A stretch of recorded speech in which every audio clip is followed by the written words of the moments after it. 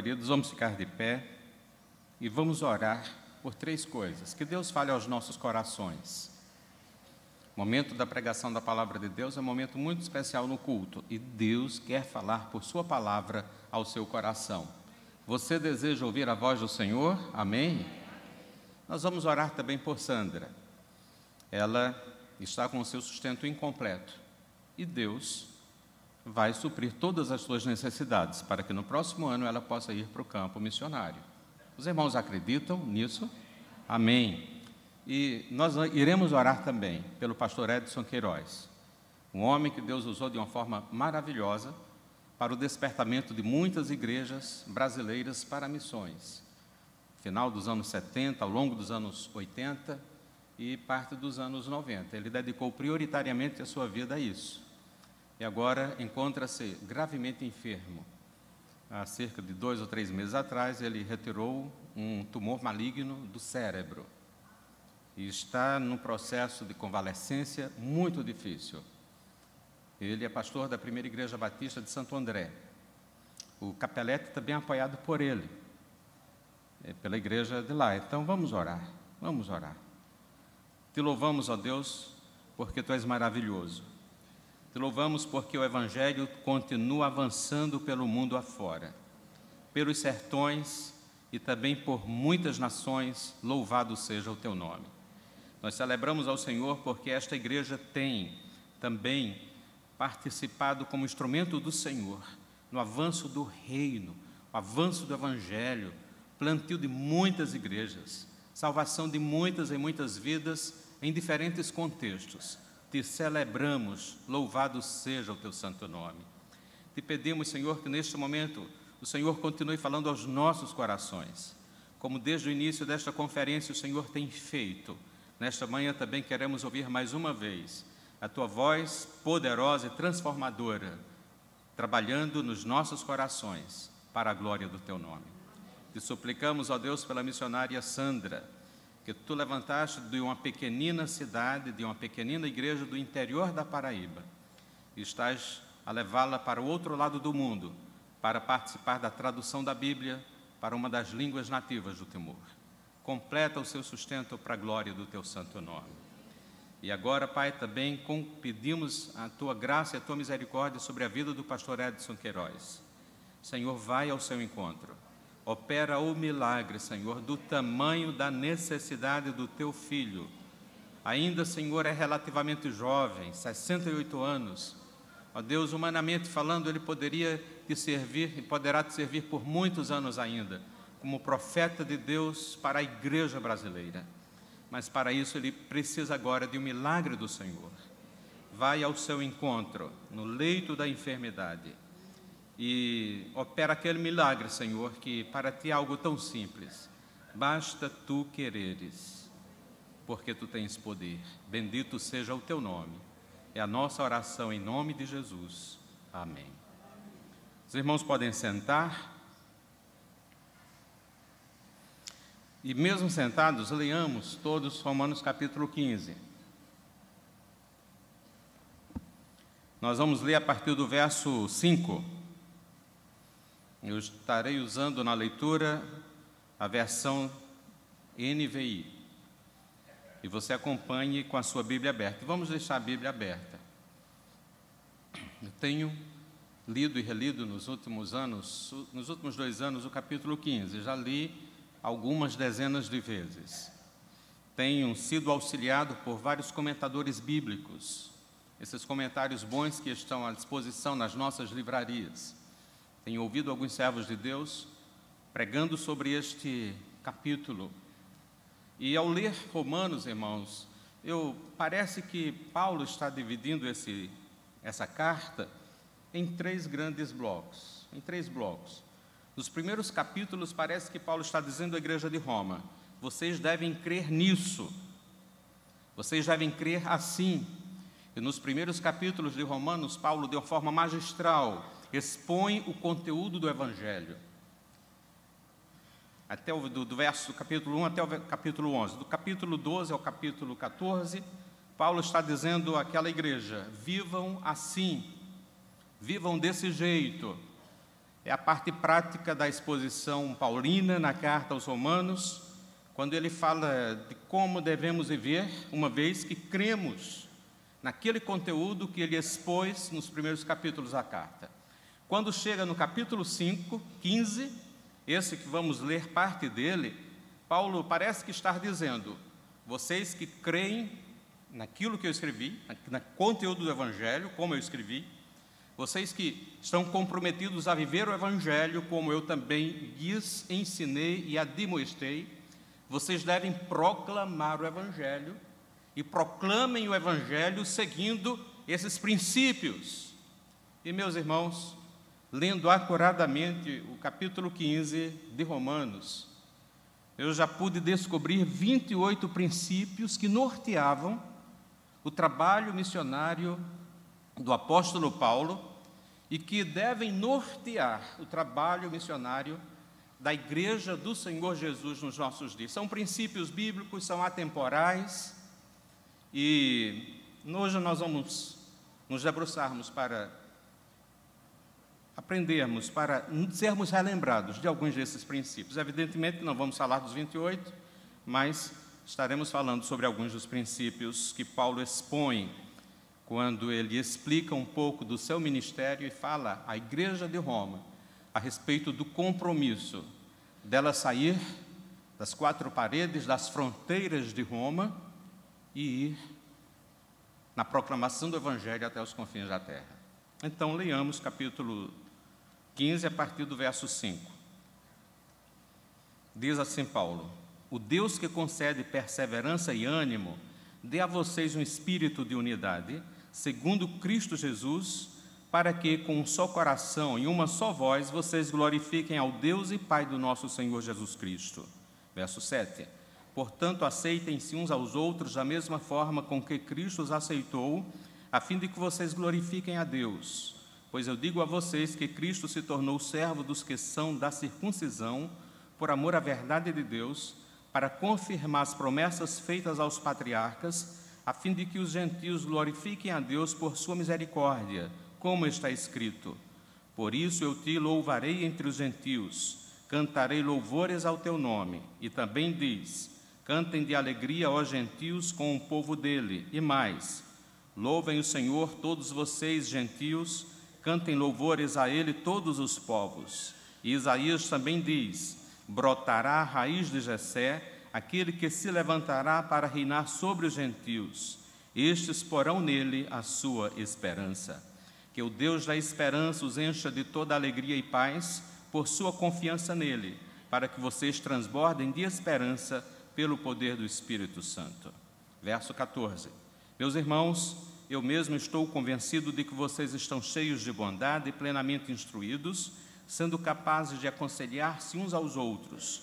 A respeito de alguns assuntos, eu escrevi a vocês com toda franqueza, principalmente para fazê-los lembrar-se novamente deles, por causa da graça que Deus me deu de ser um ministro de Cristo Jesus para os gentios, com o dever sacerdotal de proclamar o Evangelho de Deus, para que os gentios se tornem uma oferta aceitável a Deus, santificados pelo Espírito Santo. Portanto, eu me glorio em Cristo Jesus, em meu serviço a Deus. Não me atrevo a falar de nada, exceto daquilo que Cristo realizou por meu intermédio, em palavra e em ação, a fim de levar os gentios a obedecerem a Deus, pelo poder de sinais e maravilhas, e por meio do poder do Espírito Santo. Assim, desde Jerusalém e arredores até o Ilírico, proclamei plenamente o Evangelho de Cristo. Sempre fiz questão de pregar o Evangelho onde Cristo ainda não era conhecido, de forma que não estivesse edificando sobre alicerce de outro. Mas antes, como está escrito, hão de vê-lo aqueles que não tinham ouvido falar dele, e o entenderão aqueles que o haviam escutado. É por isso que muitas vezes fui impedido de chegar até vocês. Mas agora, não havendo nestas regiões nenhum lugar em que precise trabalhar, e visto que há muitos anos anseio vê-los, planejo fazê-lo quando for à Espanha. Espero visitá-los de passagem e dar a vocês a oportunidade de me ajudarem em minha viagem para lá, depois de ter desfrutado um pouco da companhia de vocês. Amém? Amém. Meus queridos, Como já falei, Paulo escreve e expõe ao longo do capítulo 15, explicando a respeito do seu trabalho missionário, falando à igreja, ao coração da igreja de Roma, a respeito do compromisso que eles devem ter com a evangelização do mundo. Paulo, no verso 24, ele então expõe, ele explicita um dos motivos pelos quais ele escreveu esta carta. Talvez não o principal motivo, mas um dos fortes motivos que motivou o seu coração a escrever a carta de Roma. No verso 24, Paulo diz: olha, eu quero que vocês vão comigo levar o evangelho à Espanha. Você vai ver isso no verso 24. E John Stott, quando faz o comentário deste verso, ele diz que no original grego, esta palavra, vocês vão comigo, vocês me acompanharão até a Espanha, é um termo carregado de compromissos. Paulo, na verdade, espera que a igreja de Roma possa assumir compromissos com ele, compromissos espirituais, talvez até mesmo compromissos financeiros, para ajudá-lo a proclamar o evangelho, aquele conteúdo que ele brilhantemente expõe nos primeiros capítulos da carta.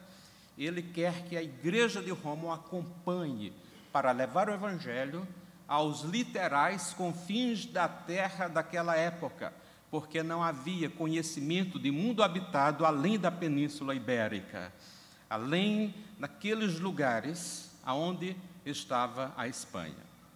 Então, queridos, Paulo deseja que a igreja de Roma vá com ele.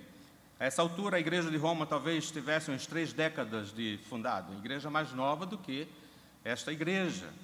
E Paulo, então, ele quer que aquela igreja vá consigo. Talvez até mesmo que alguém dentre aqueles irmãos de Roma o acompanhe. Afinal de contas, Paulo sempre fazia isso. Ele sempre levava outros obreiros consigo. Ele geralmente não ia sozinho para o campo. Ele levava Silas, ele foi inicialmente acompanhado por Barnabé, por João Marcos e por Timóteo. Quem sabe ele está querendo também que um dos irmãos da igreja de Roma possam acompanhá-lo até a Península Ibérica.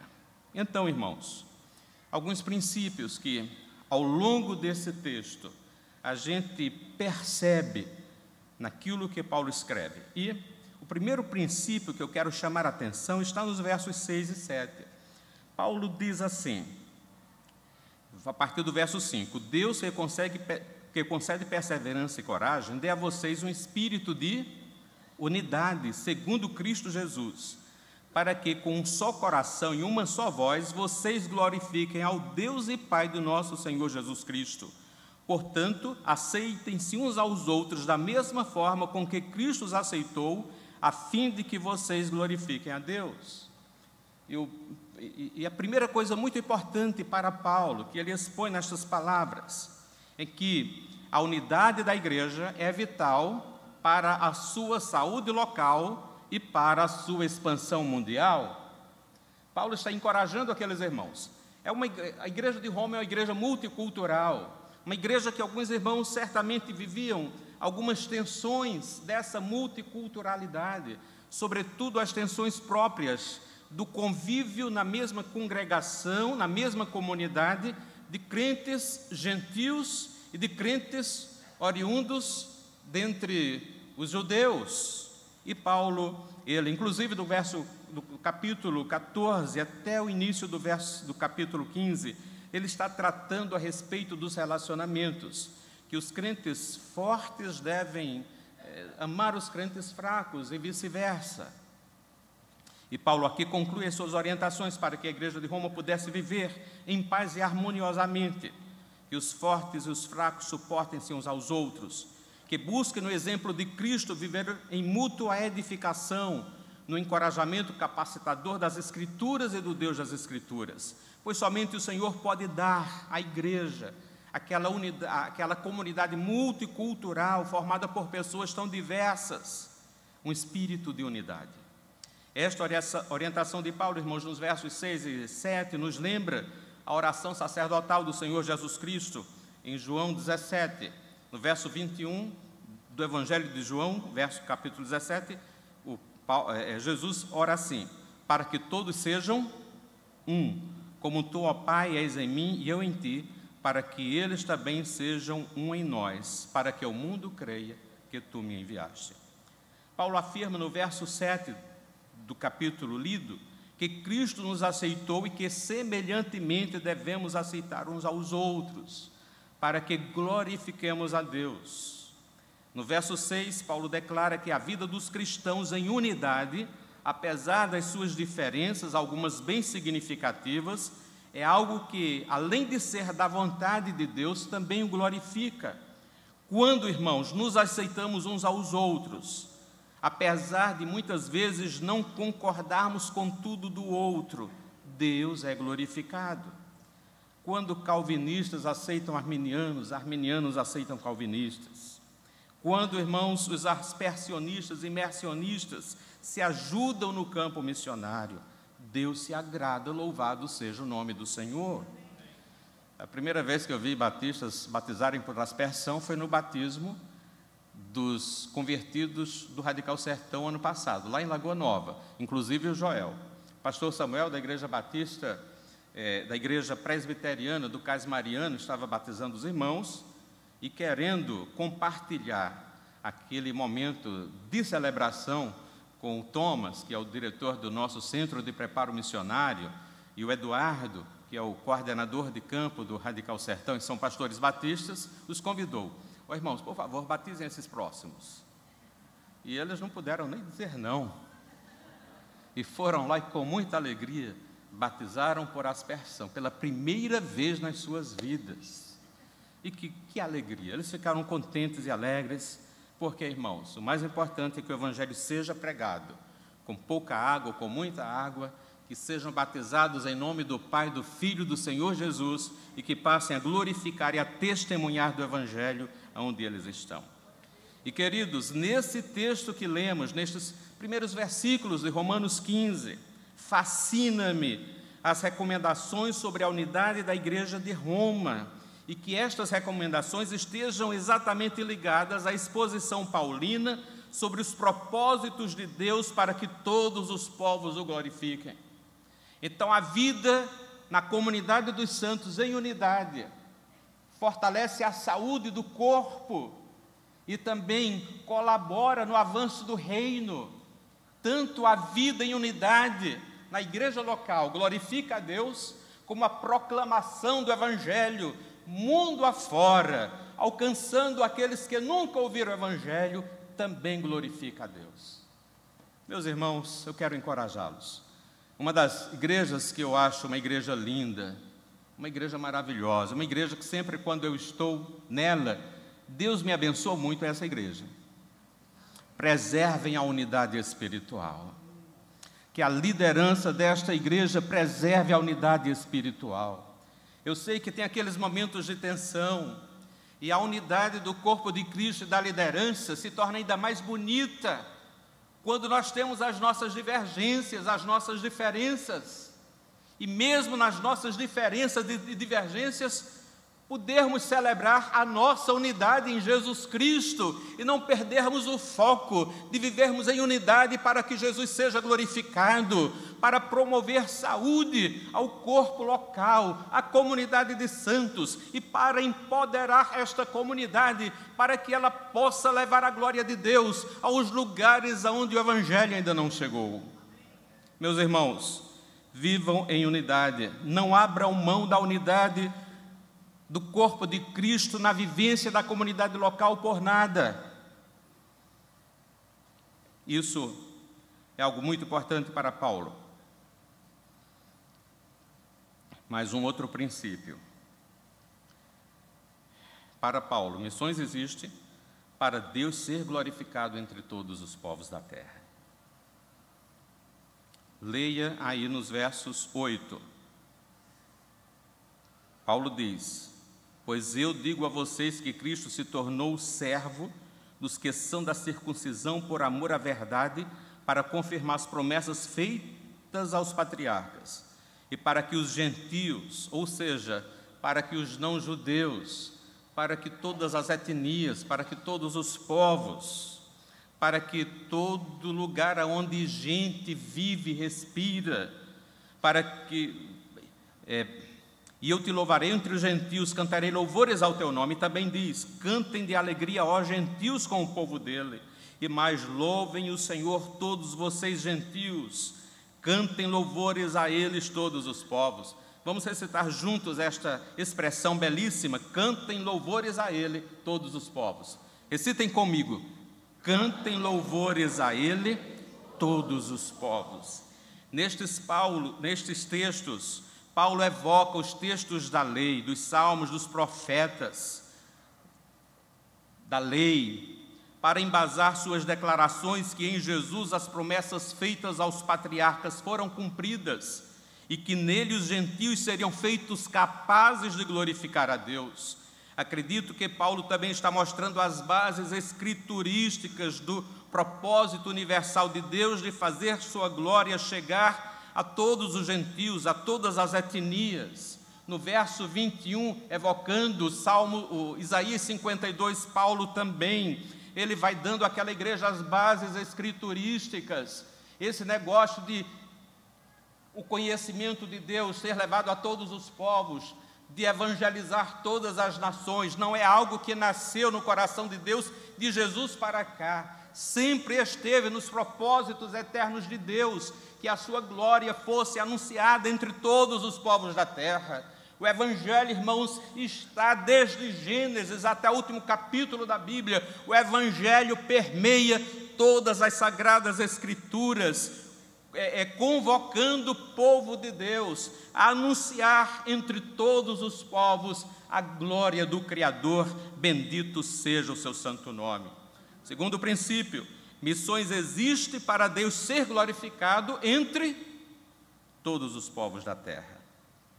Terceiro princípio, e aí a gente vai para o versículo 14. Então leia aí na sua Bíblia o verso 14. E vamos fazer um vínculo com o verso 24. No verso 14, Paulo diz assim: meus irmãos, eu mesmo estou convencido de que vocês estão cheios de bondade e de todo conhecimento, sendo capazes de aconselhar-se uns aos outros.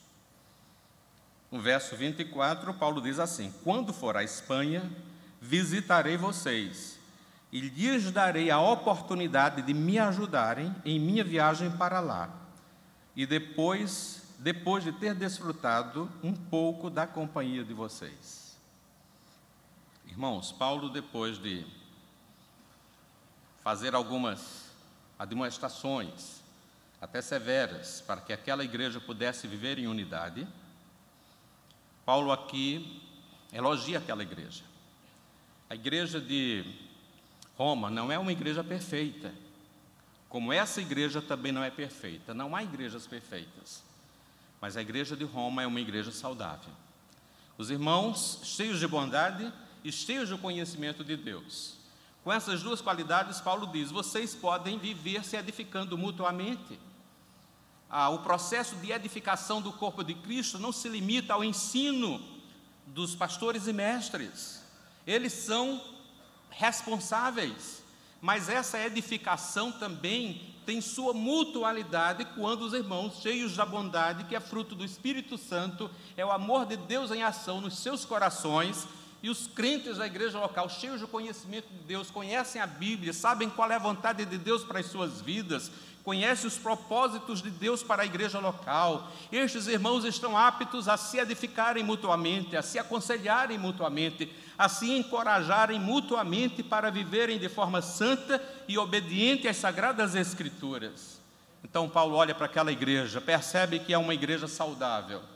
E no verso 24 Paulo chama: vocês devem ir comigo evangelizar os confins da terra. Então, para Paulo, irmãos, ao lermos os seus escritos e a história de Paulo, nós vemos que o terceiro princípio da obra missionária que Paulo executava era esse: missões é uma tarefa da igreja local e deve ser por ela realizada. Se teve alguém que poderia se auto-enviar, era Paulo. Mas compreendendo o princípio bíblico, que a evangelização do mundo foi confiada à igreja, e essa igreja de Cristo se manifesta na história através das comunidades locais de santos. Paulo, ele quando foi ao campo, ele foi enviado por uma comunidade local, a igreja de Antioquia. E nas suas 3 viagens, ele parte exatamente daquela igreja. Ao longo da sua caminhada, Paulo está sempre vinculado com uma igreja local, e de uma forma muito especial, ele teve apoio e compartilhou das suas lutas e lidas missionárias com a igreja de Filipos. E agora ele escreve para a igreja de Roma, para que ela esteja com ele, nesse projeto que aquecia o coração do velho apóstolo, de levar o evangelho até a Espanha. Então, a obra missionária é realizada pela igreja local. Por isto, os irmãos, enquanto comunidade local de santos, têm se desdobrado para apoiar todos nós que estamos realizando a obra missionária nos mais diferentes lugares. Gente que está lá no Oriente Médio, nós que estamos lá no sertão, irmãos que estão entre indígenas, outros que estão nos desafios das missões urbanas. Esta igreja, abrindo seu coração, entendendo que a obra missionária é feita a partir dela, a partir de vocês. Nós não poderíamos permanecer no campo se nós não estivéssemos ligados a comunidades locais de santos, que muitas vezes têm queridos irmãos que doam sacrificialmente as suas ofertas, para que nós possamos cumprir o ministério, continuar lutando, batalhando pela fé que uma vez foi confiada aos santos, nos vários frontes, para que o evangelho continue avançando para a glória de Jesus. Agora, irmãos, quais são os principais trabalhos missionários de uma igreja local? São pelo menos 5. Vocês vão repetir comigo. Primeiro, enviar missionários. Falem. A igreja de Antioquia enviou, e enviou alguns dos seus principais líderes. Outra tarefa da igreja missionária: adotar missionários. Quantos missionários aqui foram adotados por essa igreja? Levantem-se. Levanta a mão, fica de pé. Você que foi adotado há 1 ano, 2 anos, fica de pé. Eu estou aqui de pé, levanto as minhas mãos. Há mais de 22 anos. Eu não sou membro desta igreja, eu sou missionário congrebatisteriano, porque sou membro de uma igreja congregacional, apoiado por batistas e presbiterianos. Olha aqui, irmãos. Louvado seja Deus. Louvado seja Deus, porque o Senhor concede a igrejas locais a graça de adotar filhos de outras igrejas.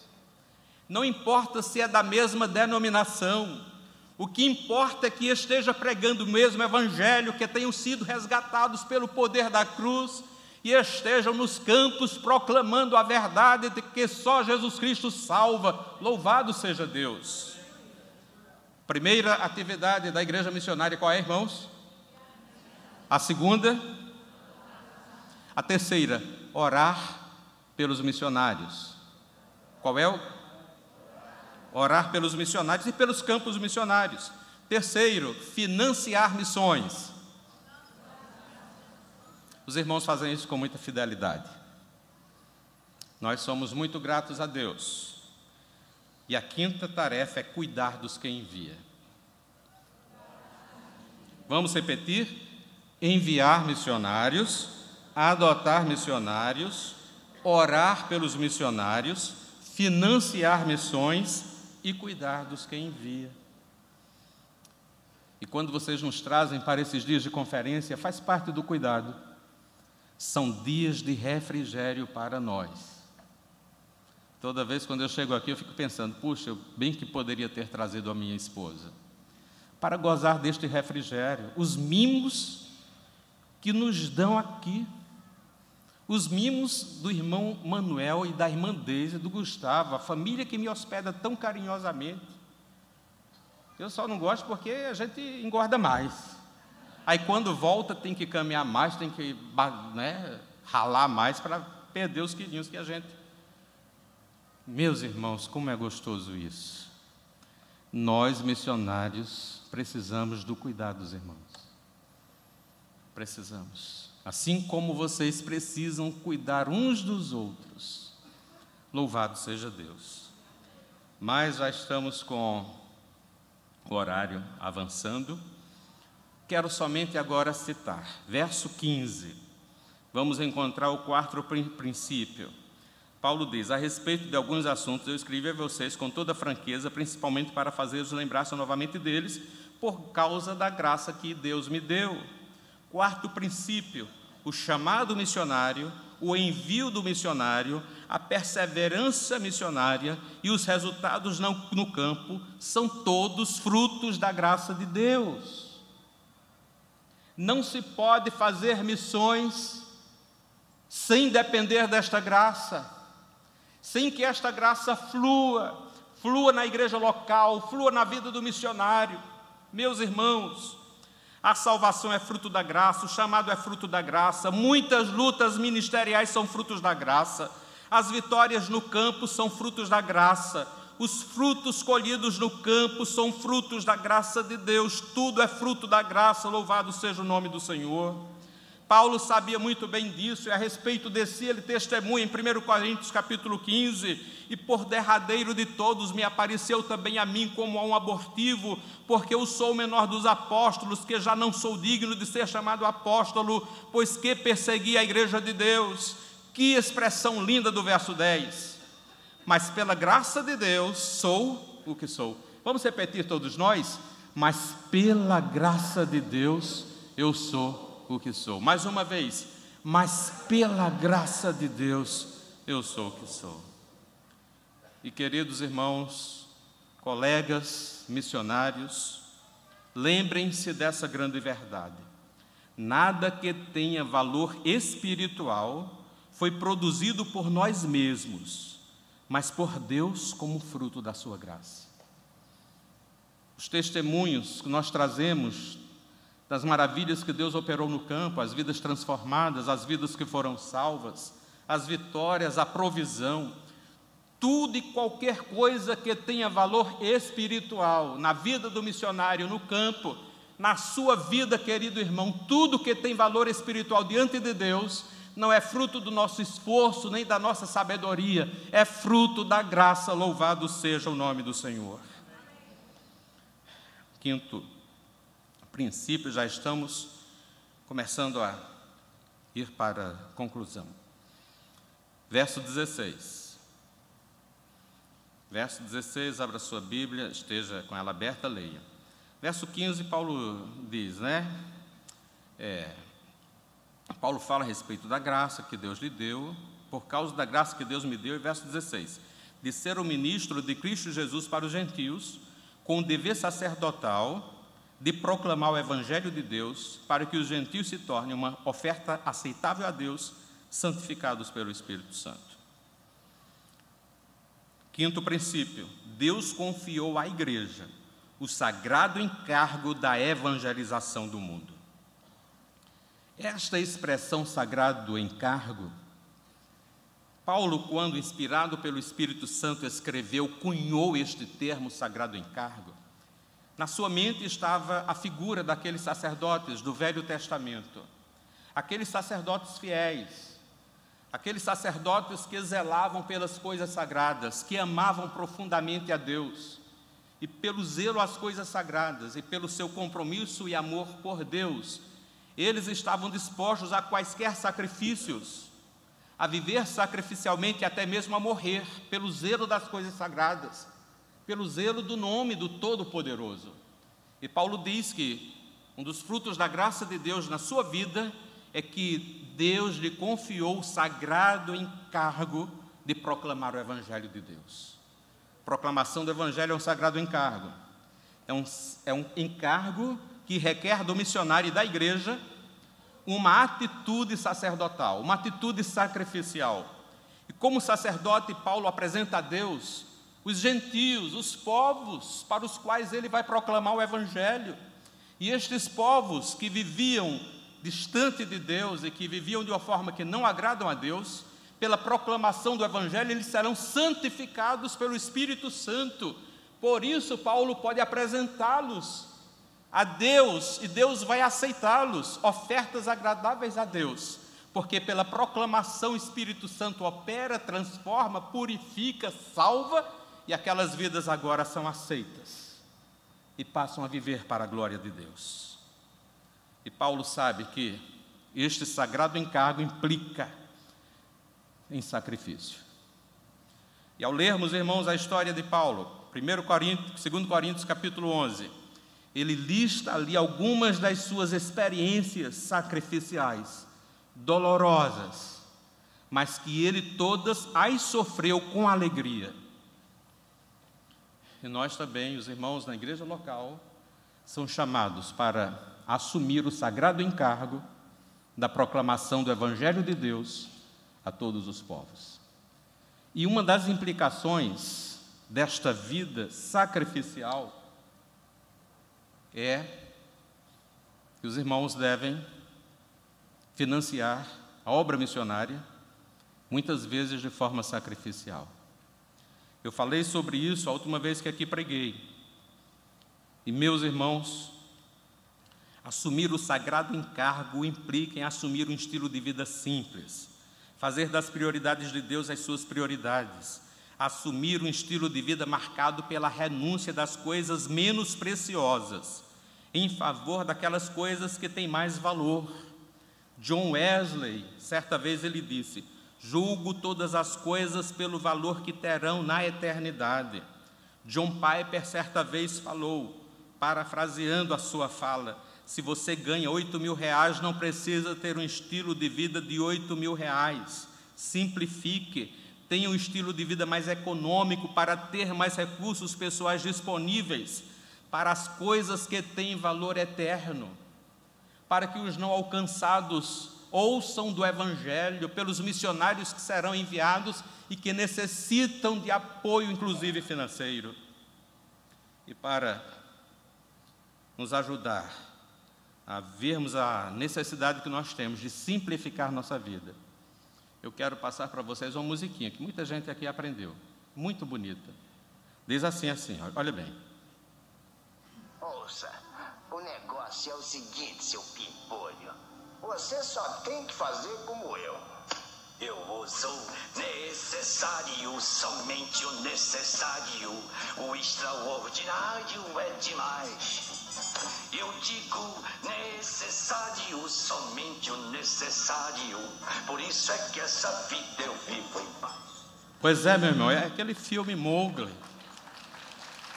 Eu assisti quando era criança.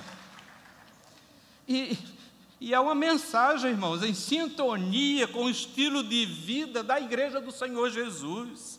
Viver somente com o necessário, extraordinário é demais. Eu digo necessário, somente o necessário. Por isso que nessa vida eu vivo em paz. Então vamos pedir a Deus a graça de usarmos roupas mais baratas, de vivermos um estilo de vida mais econômico, de enxugarmos o nosso orçamento e tornar a nossa vida mais simples, para que assim sobre no nosso orçamento mais recursos para aquilo que tem valor eterno. Esse é o grande desafio dos que não vão para os campos missionários. Os irmãos da Macedônia fizeram isso para ajudar os pobres de Jerusalém. E Paulo diz que eles se deram sacrificialmente e que antes de levantarem aquelas ofertas para ajudar os crentes pobres da Judéia, eles deram-se a si mesmos. Na medida em que os irmãos derem-se a si mesmos ao Senhor, naquele desejo apaixonado, incontido, ardente, de fazer a sua parte para que o Evangelho de Cristo alcance todos os povos da terra, será mais fácil, será revestido de alegria as suas decisões e atitudes de simplificar sua vida, abrir mão do consumismo que tem oprimido tantos crentes. Nós precisamos descobrir, irmãos, que para vivermos bem, nós precisamos de muito menos do que a nossa vã imaginação urbana imagina. Que Deus nos dê essa graça. E para concluir, quero pular alguns princípios e ir direto para o princípio 12. 12, verso 20. E aí a gente conclui. No verso 20, irmãos, Paulo está dizendo: esforçando-me deste modo por pregar o evangelho, onde Cristo não foi anunciado. O 12º princípio que Paulo nos mostra neste capítulo diz assim: a obra missionária tem uma prioridade, e a prioridade é os que não ouviram, aqueles que têm menos oportunidades ou nenhuma oportunidade de naturalmente ouvir no seu dia a dia a proclamação do evangelho, porque não há igreja onde eles residem, não há missionários, não há crentes. Esses lugares precisam ter nossa prioridade. Certa vez, ouvindo Ronaldo Lidório, achei muito interessante aquela frase, foi no Capacitar ano passado. É prioridade com intencionalidade. Nós precisamos ser intencionais para chegarmos naqueles lugares que exigem de nós maior esforço e do vocacionado para missões maior sacrifício. E os lugares, as últimas fronteiras da evangelização do Brasil e do mundo nos nossos dias, estão exatamente naqueles lugares que exigem dos missionários maior esforço, maior sacrifício. E não chegaremos lá se não formos intencionais e de priorizarmos isso na nossa vida, nas nossas orações, no nosso planejamento. Parte do nosso esforço, parte dos nossos recursos serão mobilizados para chegarmos aos lugares onde Cristo ainda não foi anunciado. Meus irmãos, a maior necessidade dos campos missionários não é de dinheiro, embora seja uma grande necessidade. A maior necessidade de todas as necessidades deste mundo doente, deste mundo conturbado, a Terra, que é o mais belo e o mais problemático de todos os planetas, a sua maior necessidade é de missionários, missionários pioneiros. Missionários que estejam dispostos a ir naqueles lugares onde nenhum missionário chegou, aonde não há igrejas. Aqui dentro do Brasil tem os outros segmentos menos evangelizados. Talvez 1.500 comunidades quilombolas não tenham ouvido a respeito do Evangelho de Cristo. Somente 2% dos quase 800 mil ciganos que vivem no Brasil não conhecem a Cristo. Ao redor do mundo, Ronaldo que me confirme os números, mas talvez sejam cerca de 2.000 povos ainda não alcançados. Nós precisamos enviar missionários para lá. Isso precisa estar na nossa prioridade. E precisamos sermos intencionais. Ao ver tantos jovens aqui, inteligentes, saudáveis, eu gostaria de ter notícia nos próximos anos, que alguns deles estão indo para alcançar os não alcançados. Irmãos, estamos celebrando o avanço do Evangelho. Quando essa igreja começou a evangelizar, ajudar-nos na evangelização dos sertões, haviam 336 municípios no Nordeste com menos de 1% de crentes. Para a glória de Deus, hoje não há mais nenhum município com menos de 1% de crentes. Quando esta igreja começou a nos ajudar na evangelização dos sertões, nos sertões não havia mais do que 2% de crentes. Hoje já estamos chegando a 6%, triplicou o número da presença de servos de Deus nos sertões. Ainda é muito pouco, mas cresceu bastante. Celebramos o avanço e esta igreja tem participado do avanço do Evangelho nos sertões. Louvado seja o nome do Senhor. Mas ainda há muita terra para ser conquistada. E concluindo, eu quero dizer uma coisa. Eu louvo muito a Deus, pastor Theo, irmão Reneu, pelo que essa igreja tem feito. Mas repito que há 2 anos atrás eu disse: eu acredito, sem nenhuma dúvida, que esta igreja pode fazer mais. Sabe por quê? porque você, meu querido irmão, pode fazer mais. Juntos podemos fazer mais. Podemos ir mais longe. Que os próximos 10 anos essa igreja faça mais do que fez nos últimos 25 anos em favor da evangelização do mundo. Amém? Louva a Deus que, apesar da construção, a obra missionária continua como prioridade nesta igreja. E Deus honrará esta atitude. Louvado seja o nome do Senhor. E, meus irmãos, fica como dever de casa descobrir os outros princípios. Ao todo são 28, que eu já descobri nesse texto. Então fica como dever de casa. Vocês lerem e relerem. Se vocês lerem umas 50 vezes esse capítulo, vocês vão descobrir todos eles.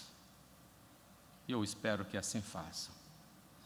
Que Deus nos abençoe, que Deus nos dê a graça. E que desta igreja possam sair nos próximos anos alguns missionários, pioneiros para a honra e glória do Senhor Jesus. Vamos ficar de pé e vamos orar? Ó Deus, louvado seja o teu santo nome. Ajuda-nos a celebrarmos, ó Deus, também a unidade como corpo de Cristo, tanto na igreja local como também nos campos missionários. Ajuda-nos, ó Deus, a estarmos empenhados como sacerdotes, fiéis a Deus e prontos ao sacrifício, em favor da evangelização dos que estão próximos de nós e também em favor da evangelização daqueles que estão geograficamente bem distantes. Ajuda-nos, ó Deus, a reconhecermos que tudo que tem valor espiritual é fruto exclusivo da Tua graça, que opera em nós e também através de nós, gerando realidades espirituais que glorificam a Deus. Bendito seja o teu santo nome. E quero te louvar, Senhor, porque missões têm sido uma prioridade na vida dos irmãos e pela diversidade de apoios missionários que esta igreja, ao longo da sua história, tem efetivado. E quero te louvar, Senhor, porque creio que os irmãos podem fazer mais do que têm feito e farão para a honra e glória do teu santo nome. E te peço, Deus, que o Senhor possa, nos próximos anos, levantar desta membresia casais, solteiros, irmãos amados, que sejam vocacionados por Deus para serem pioneiros, entrando em lugares ainda não evangelizados, como Paulo, indo a lugares aonde ninguém ainda trabalhou, para não edificar sobre fundamento alheio. Concede, Deus, esta bênção, que seja uma marca desta igreja nos seus próximos anos, continuar perseverando em todo o trabalho missionário que tem feito e fazer mais. E que daqui o Senhor possa levantar missionários, pioneiros, para os desafios dentro e fora do Brasil, para a honra e glória do teu santo nome. Que esta igreja continue enviando missionários, adotando missionários, orando por missões, financiando a obra missionária e cuidando com amor e carinho daqueles que ela envia, para a honra e glória do teu nome. É a nossa oração em nome de Jesus. Amém.